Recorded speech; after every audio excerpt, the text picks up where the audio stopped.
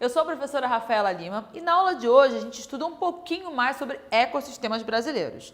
Pode procurar que tem mais aula aí, porque são muitos ecossistemas. E na aula de hoje vamos trabalhar com o quê? Vamos trabalhar com o Cerrado, que é o segundo maior bioma do Brasil, Caatinga, que é a cara do Nordeste, e o Pantanal. Vamos começar falando do Cerrado? Como eu já te dei aí o spoiler, é o segundo maior bioma do Brasil. Então ocupam vários estados e ele corre um risco muito grande. Por quê? Cresce o desmatamento em muitas das suas áreas. Para quê? Por esse ponto que eu coloquei aqui. Agricultura. Há uma demanda e há uma busca de exploração nessa área para desmatar, para agricultura. Soja, cana, milho, algodão, que vai servir para alimentação, para área de combustível. Então o Cerrado ele tem sofrido um pouco com isso. Vamos falar sobre ele? Ele vai ocupar aí 12 estados do Brasil, então é bastante coisa. E uma coisa curiosa, que a gente sempre pensa assim, qual é a paisagem? Qual é a cara do Cerrado? E o Cerrado ele tem muitas caras. Eu coloquei aqui que o aspecto de vegetação dele ele é muito diversificado. A gente tem um nomezinho para isso, que tem fitofisionomias. Você fala assim, hã? Fito, a ideia de planta. Então eu tenho fisionomias diferentes nesse cerrado. Eu não coloco tudo assim, você pensa, floresta amazônica, eu tenho aquela coisa mais de árvores de grande porte, eu vou ter uma região alagada e tal, só que eu tenho um padrão mais uniformizado. No cerrado, não. Eu vou ter tanto a parte de árvores, uma parte mais florestal, uma parte mais savana, com arbustos menores, uma coisa mais campestre, então é bem variado mesmo. Porém, a gente divide, assim, de um modo geral, dentre essas várias fitofisionomias, esses vários tipos, como eu coloquei aqui, a gente pode dividir entre um extrato lenhoso, que é essa parte das árvores mesmo, árvores maiores, e aí eu tenho um destaque, porque essas árvores são, como está aqui nesse esquema, são árvores características, com esse caule torto. Elas têm raízes muito profundas que se avançam assim por metros e é interessante que é um tipo de vegetação. Esses caules, que na verdade são troncos devido à sua espessura, eles costumam ter uma camada mais espessa, resistente. Você fala assim, para que isso? O cerrado, ele tem um ciclo de queimadas naturais. Olha aqui, eu pontuei aqui que enquanto o extrato lenhoso, as árvores maiores, tem essa característica mais tortuosa, essa casca mais resistente aqui, ao fogo, que é comum que esse extrato herbáceo, ervas menores, pequenos arbustos, nas épocas mais quentes, mais secas, é comum que haja incêndios naturais. É uma condição, assim, é muito interessante, porque é uma condição daquela região. São incêndios que, naturalmente, eles podem surgir em pequenos focos e vão reduzir. Não estou falando de grandes queimadas, incêndios causados pelo homem, queda de balão. Não estou falando disso. São pequenos incêndios naturais.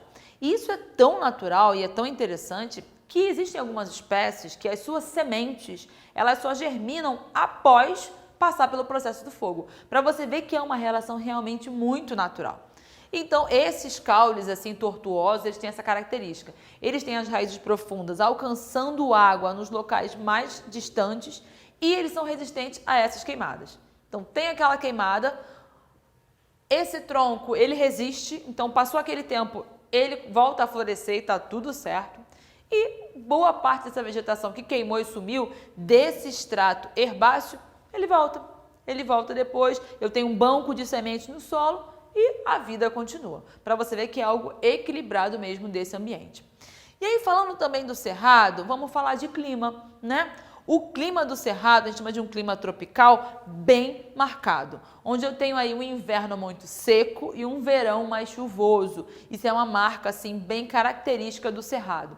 Só tenho apenas a marca de 2 grandes estações. Eu não tenho aquelas variações das 4 estações mesmo. Em relação à questão do solo, já comentei com você que essas raízes, elas vão justamente a áreas muito profundas, porque o solo é muito profundo. Logo, essas raízes, elas alcançam a diferentes áreas, buscando aí água e buscando nutrientes. Esse solo, há uma mescla, há bastante solo arenoso, há em alguns pontos com solo argiloso, então é mesclado a questão do solo arenoso. E o último ponto que já abordei, que é a questão da agricultura, que deve-se ter uma atenção para que não haja uma exploração demasiada desse bioma que é tão importante.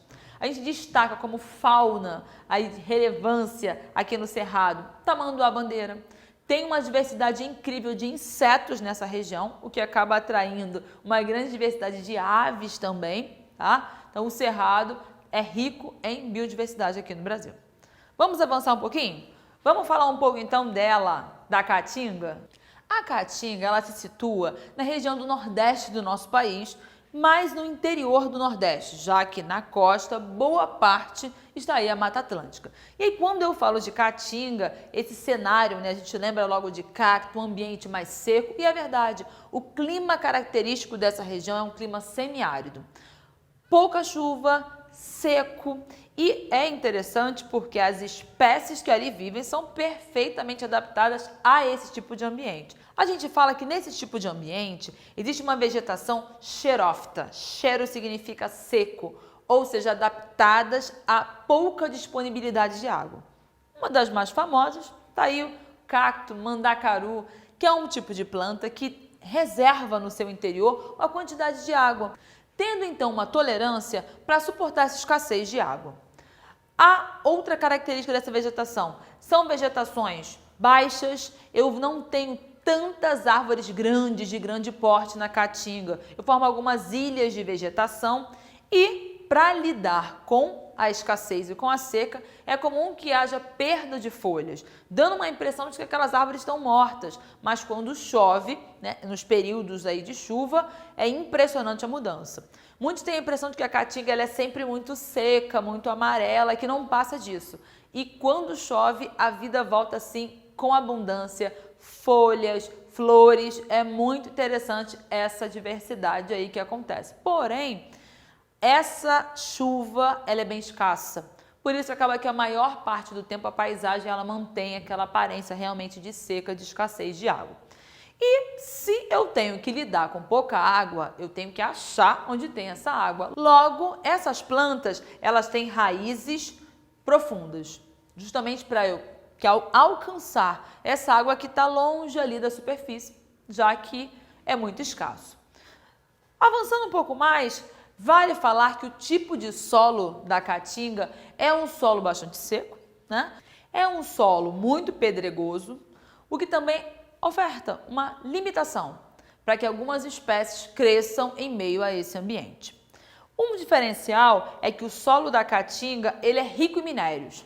Tem diversos minérios, ferro, porém ele é pobre em matéria orgânica, justamente por conta da queda das folhas. Então, enquanto você vai pegar uma Mata Atlântica com uma serrapilheira, uma camada de folhas ali rica em matéria orgânica, aqui isso não vai acontecer. Uma coisa em relação à água desse tipo de ambiente. A caatinga, ela tem os chamados rios temporários. Em épocas de chuva, há a formação de alguns rios e que chega o período da escassez, o período da estiagem, esses rios eles secam. Então o rio temporário, ele surge uma grande diversidade de vida no seu entorno e quando há seca, a vida no entorno ela acompanha o rio, ou seja, ele se vai, a vida no entorno também se vai. Vale destacar que a região, a população no entorno da caatinga, o que vive de fato nesse ecossistema, sofre justamente com essas condições, então há uma crise social, uma crise financeira muito grande.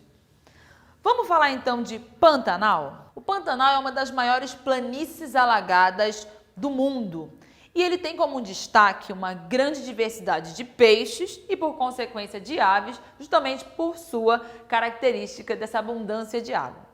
É um local, é um ecossistema que tem uma forte influência aí, tanto da Amazônia, do Cerrado, da Mata Atlântica, e ele tem algumas características curiosas. Uma delas é a formação de lagos temporários.